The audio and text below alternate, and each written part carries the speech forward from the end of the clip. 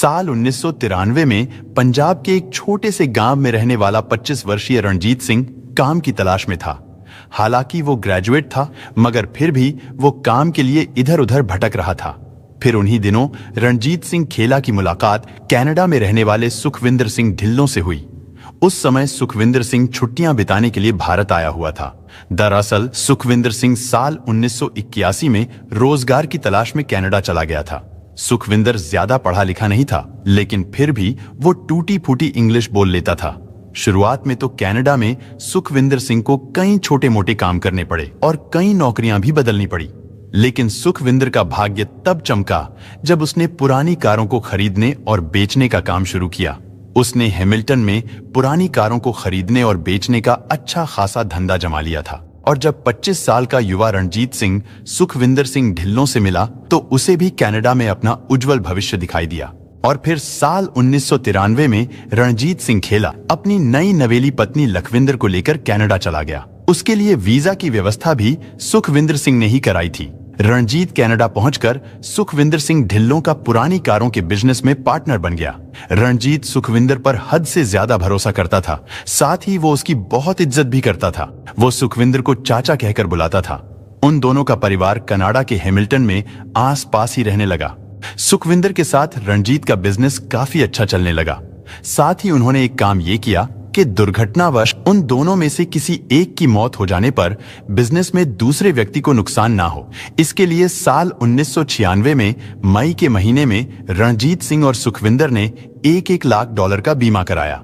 यानी अगर सुखविंदर को कुछ हो जाता तो बीमा का वो पैसा रणजीत को मिल जाता, और अगर रणजीत को कुछ हो जाता तो बीमा का सारा पैसा सुखविंदर के पास चला जाता। उस पॉलिसी में एक प्रावधान ये भी कराया गया था कि अगर उन दोनों में से दुर्घटनावश किसी एक की मौत हो जाती तो ऐसे में $1 लाख की रकम दोगुनी हो जाती। और फिर एक दिन रणजीत सिंह की पत्नी लखविंदर रसोई में बर्तन धो रही थी, लेकिन तभी अचानक लखविंदर को डाइनिंग रूम से पति रणजीत सिंह के चीखने और चिल्लाने की आवाज सुनाई दी। लखविंदर बदहवास हालत में भागती हुई अपने पति के पास पहुंची। उसने देखा रणजीत फर्श पर पड़ा हुआ था और वो दर्द के मारे तड़प रहा था। हद से ज्यादा दर्द होने की वजह से उसका शरीर धनुष की तरह झुक गया था। उसकी आंखें बाहर की ओर निकल गई थीं। इधर अपने पति की अचानक ऐसी हालत को देखकर कुछ देर के लिए लखविंदर भी सुन्न हो गई, लेकिन जब कुछ समय बाद उसे होश आया तो वो अपने पति को उठाने की कोशिश करने लगी, पर वो उसे उठा नहीं पाई। इसके बाद लखविंदर ने एम्बुलेंस बुलाई। लखविंदर अपने पति रणजीत सिंह खेला को एम्बुलेंस से हॉस्पिटल लेकर गई, लेकिन वो रणजीत को नहीं बचा पाई।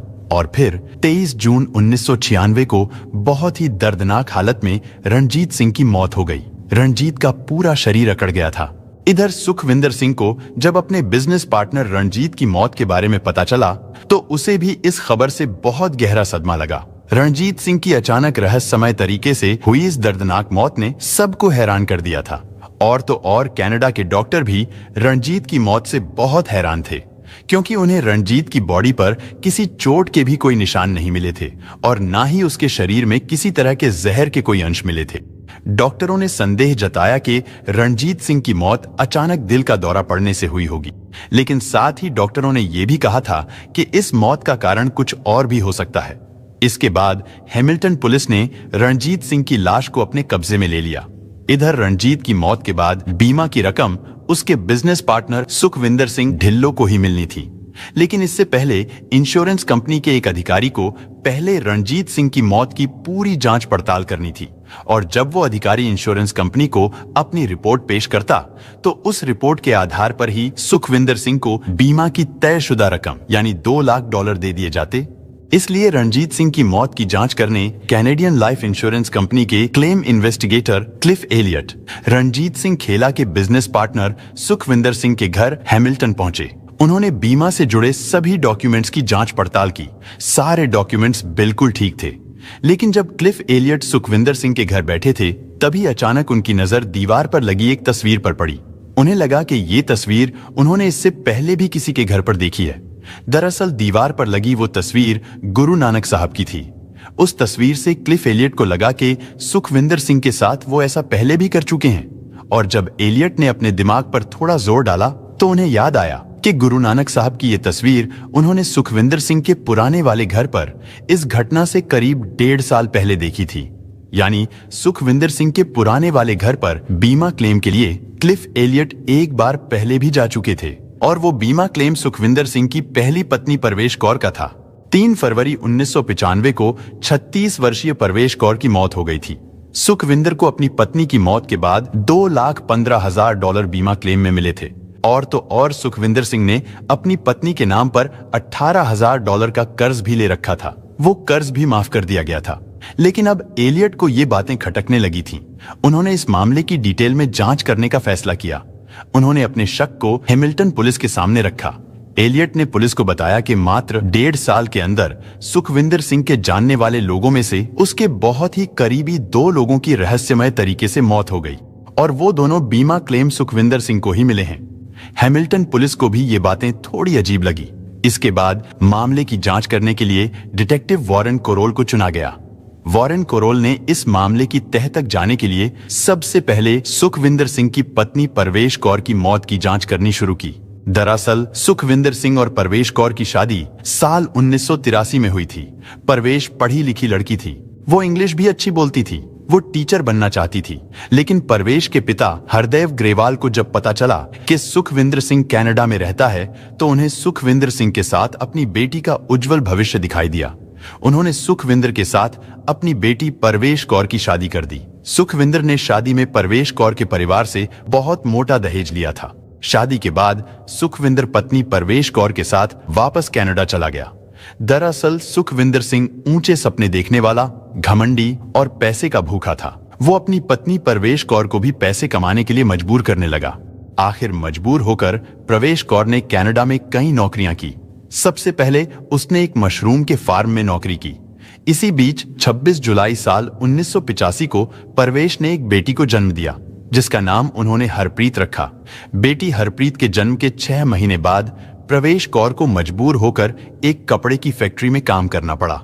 आगे चलकर वो फिर से प्रेग्नेंट हुई, लेकिन किसी कारण उसे गर्भपात कराना पड़ा। इसके बाद उसने जूता फैक्ट्री में भी काम किया। फिर साल 1988 में उसने एक और लड़की अमन को जन्म दिया। साल 1991 में परवेश कौर एक बार फिर से प्रेग्नेंट हो गई, लेकिन इस बार सुखविंदर को बेटा चाहिए था, जिसकी वजह से परवेश कौर लिंग की जांच कराने के लिए भारत आ गई। जांच में पता चला कि वो फिर से एक लड़की को जन्म देने वाली है, तो उसने गर्भ करा लिया। सुखविंदर सिंह को बेटे की इतनी ज्यादा चाहत थी कि वो एक लड़का गोद लेने वाला था, लेकिन परवेश कौर के परिवार वालों के दबाव के कारण उसे बच्चा गोद लेने का विचार बदलना पड़ गया। बताया जाता है कि सुखविंदर अपनी पत्नी परवेश कौर के साथ जानवरों जैसा सलूक करता था। वो परवेश कौर के साथ बात बात पर लड़ाई करता रहता था और उसे मारता पीटता था। लेकिन एक बार तो सुखविंदर सिंह ने परवेश कौर को इतना मारा कि परवेश ने सुखविंदर के खिलाफ पुलिस में कंप्लेंट कर दी थी, जिसकी वजह से सुखविंदर को एक दिन जेल में बिताना पड़ा था। लेकिन फिर अचानक परवेश कौर बीमार रहने लगी। उसके सिर में हर समय दर्द रहने लगा था। हालांकि उसने कई डॉक्टरों को भी दिखाया, लेकिन फिर भी उसका सिर दर्द नहीं गया। इसके बाद 31 जनवरी साल 1995 की रात को डिनर का समय था। परवेश लिविंग रूम में लेटी हुई थी, लेकिन तभी अचानक उसकी मुट्ठियां और उसके दांत भिज गए। उसे ऐसा महसूस हुआ जैसे उसकी रीढ़ की हड्डी को किसी बिजली के झटके ने चीर कर रख दिया है। और फिर दर्द से कराहती हुई परवेश कौर के मुंह से एक भयानक चीख निकली। उसने कहा, मैं मर रही हूं। परवेश का पूरा शरीर अकड़ गया था। उसके दांत एक दूसरे से जा लगे थे। उसका चेहरा बहुत अजीब और डरावना हो गया था। परवेश कौर की 7 साल की बेटी अमन अपनी मां की ऐसी हालत को देखकर डर गई। वो दौड़ती हुई पड़ोस की एक महिला उल्गा के पास गई और उसे बुलाकर अपनी मां के पास ले आई। उल्गा ने देखा कि परवेश फर्श पर पड़ी थी। उसका शरीर भी धनुष की तरह मुड़ गया था। इधर सुखविंदर भी अपनी पत्नी की ऐसी हालत देखकर डर गया। वो जल्दी जल्दी परवेश कौर को ग्लास से पानी पिलाने लगा। वहीं उल्गा परवेश के पैरों को रगड़ने लगी, लेकिन इससे परवेश कौर का शरीर और भी ज्यादा अकड़ता चला गया। उस समय परवेश कौर उल्गा को कुछ बताने की कोशिश कर रही थी, लेकिन इससे पहले कि परवेश कुछ बोल पाती, वो बेहोश हो गई। इसके बाद परवेश को हैमिल्टन जनरल हॉस्पिटल ले जाया गया, लेकिन उस हॉस्पिटल के डॉक्टरों का कहना था कि उन्होंने इससे पहले किसी मरीज को ऐसी हालत में नहीं देखा और ना ही किसी मरीज में ऐसी किसी बीमारी के कोई लक्षण देखे हैं। इसके बाद परवेश कौर को लाइफ सपोर्ट पर रखा गया। 4 दिनों तक वो बेहोश पड़ी रही। लेकिन सबसे अजीब बात यह थी कि परवेश के जितने भी टेस्ट हुए उन सब की रिपोर्ट नॉर्मल थी। और फिर 3 फरवरी को सुखविंदर की स्वीकृति लेकर परवेश के लाइफ सपोर्ट को हटा दिया गया। डॉक्टरों की रिपोर्ट के मुताबिक परवेश की मौत को नेचुरल बताया गया था, लेकिन साथ ही रिपोर्ट में यह भी था कि मौत की कोई स्पष्ट वजह नहीं है। सुखविंदर सिंह ने डॉक्टरों को बताया था कि परवेश ने 31 जनवरी की रात को हालत बिगड़ने से पहले सिर दर्द के लिए डॉक्टरों द्वारा बताया गया कैप्सूल लिया था, जिसके बाद उसकी मौत हो गई थी। अब सुखविंदर सिंह ढिल्लों के 2 करीबियों की मौत हो चुकी थी। एक उसकी पत्नी परवेश कौर की मौत और दूसरा उसके बिजनेस पार्टनर रणजीत सिंह खेला की मौत। उन दोनों की मौत एक जैसी ही हुई थी, यानी उन दोनों की ही मौत के कारण का पता नहीं चल पाया था। लेकिन सोचने वाली बात यह थी कि उन दोनों की मौत से सुखविंदर सिंह ढिल्लों को फायदा होने वाला था। लेकिन इस केस को इन्वेस्टिगेट कर रहे वारन का माथा तब ठनका जब उन्हें यह पता चला कि अपनी पत्नी परवेश कौर की मौत के अगले ही दिन सुखविंदर सिंह ने परवेश कौर के बीमा की रकम को पाने के लिए क्लेम किया था। यानी सुखविंदर सिंह को अपनी पत्नी की चिंता और उसकी मौत का गम होना चाहिए था, लेकिन वो तो बीमा के पैसों को पाने के लिए परेशान था। इसके बाद हैमिल्टन पुलिस ने इस मामले की जांच के दायरे को बढ़ाने का आदेश दे दिया और अब यही जांच भारत तक भी पहुंचने वाली थी। भारत में डिटेक्टिव वॉरेन की मदद के लिए भारतीय मूल के एक डिटेक्टिव केविन हिंसा को चुना गया। केविन और वॉरेन को जांच के लिए सुखविंदर सिंह के घर लुधियाना भेजा गया। लुधियाना पहुंचने के बाद केविन और वॉरेन दोनों पंजाब पुलिस से मिले। उन्होंने पंजाब पुलिस को सारी बातें डिटेल से बताई और फिर दोनों डिटेक्टिव ने पंजाब पुलिस की मदद से सुखविंदर सिंह के बारे में जांच पड़ताल करनी शुरू कर दी। इस जांच में कई हैरान कर देने वाली बातों का खुलासा हुआ। जांच में पता चला कि सुखविंदर सिंह अपनी पत्नी परवेश कौर की मौत के तुरंत बाद पंजाब आया था और यहां पहुंचकर उसने पहला काम जो किया था वो था दूसरी शादी। यानी परवेश कौर की मौत के बाद मात्र 9 सप्ताह के अंदर ही सुखविंदर सिंह ढिल्लों ने जालंधर जिले के पंचग्रेन गांव की रहने वाली सरबजीत कौर बराड़ से शादी कर ली। सुखविंदर ने एक बार फिर से दूसरी पत्नी सरबजीत कौर के परिवार वालों से भी खूब दहेज लिया। लेकिन सुखविंदर यहां पर भी नहीं रुका। उसने सरबजीत से शादी करने के कुछ ही दिनों बाद गुप्त तरीके से पंजाब के कपूरथला जिले के टिब्बा की रहने वाली एक लड़की खुशविंदर कौर प्रीत से तीसरी शादी कर ली। खुशविंदर के परिवार से भी उसने दहेज के रूप में खूब पैसे लिए। इसके बाद वो अपनी दोनों पत्नियों के साथ उन्हें जल्द से जल्द कनाडा ले जाने का वादा करके वापस कनाडा चला गया। इधर सरबजीत कौर और खुशविंदर के परिवार वाले उनके पासपोर्ट और जरूरी कागजात रेडी कराने में लग गए। कुछ महीने बीतने के बाद सुखविंदर सिंह ढिल्लों को खबर मिली कि उसकी दूसरी पत्नी सरबजीत कौर ने जुड़वा बच्चों को जन्म दिया है। सरबजीत ने अपने एक बच्चे का नाम गुरमीत और दूसरे बच्चे का नाम गुरुविंदर रखा। और फिर कुछ दिन बाद सुखविंदर सिंह ढिल्लों भी अपने जुड़वा बच्चों से मिलने कनाडा से पंजाब आ गया। सुखविंदर सिंह की दूसरी पत्नी सरबजीत कौर और उसके दोनों बच्चे बिल्कुल स्वस्थ थे। अभी कुछ दिन अच्छे से बीते ही थे कि एक दिन अचानक सरबजीत के दोनों जुड़वा बच्चों की तबीयत खराब हो गई और 12 दिनों के जन्म में उन दोनों बच्चों की मौत हो गई। बिना किसी जांच पड़ताल के उन दोनों बच्चों को दफन कर दिया गया। सुखविंदर सिंह अपने जुड़वा बच्चों की अचानक मौत से बहुत दुखी हो गया था।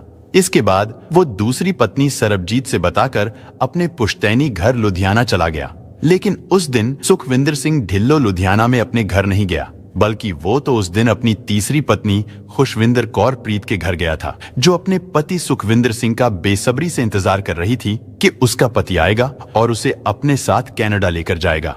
सुखविंदर सिंह अपनी पत्नी के इस सपने को पूरा करने के लिए उसे मेडिकल जांच के लिए लेकर गया।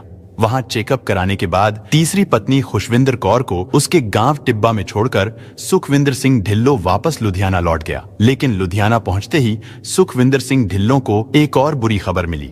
उसकी तीसरी पत्नी खुशविंदर कौर प्रीत, यानी जिसको वो मेडिकल जांच के लिए ले गया था, उसकी भी मौत हो गई थी।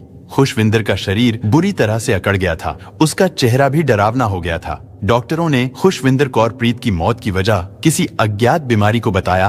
तीसरी पत्नी खुशविंदर की मौत के कुछ ही दिनों बाद सुखविंदर सिंह ढिल्लों ने एक और शादी की। उसकी चौथी पत्नी का नाम सुखविंदर कौर ग्रेवाल था। इधर अब तक सुखविंदर सिंह ढिल्लों से जुड़े 5 लोगों की मौत हो चुकी थी, जिनमें से 2 मौत कनाडा में, यानी एक परवेश कौर, दूसरा रणजीत खेला की, और 3 मौत भारत में, जिनमें 2 जुड़वा बच्चों गुरमीत, गुरविंदर और तीसरी खुशविंदर कौर प्रीत की मौत। लेकिन इनमें सबसे आखिरी मौत रणजीत सिंह खेला की हुई थी, जिसकी वजह से ये जांच यहां तक पहुंची थी। लेकिन अब ये पांचों मौत डिटेक्टिव वॉरेन और केविन के लिए एक पहेली बन चुकी थी। उधर कनाडा में रणजीत सिंह के शरीर से लिए गए सैंपल के फोरेंसिक टेस्ट कराए गए। फोरेंसिक टेस्ट में डॉक्टरों को रणजीत सिंह के शरीर में स्ट्राइक्निन नाम का एक जहरीला पदार्थ मिला। ये जहर स्ट्रिक्नोस नक्स वोमिका के पेड़ के बीजों में पाया जाता है।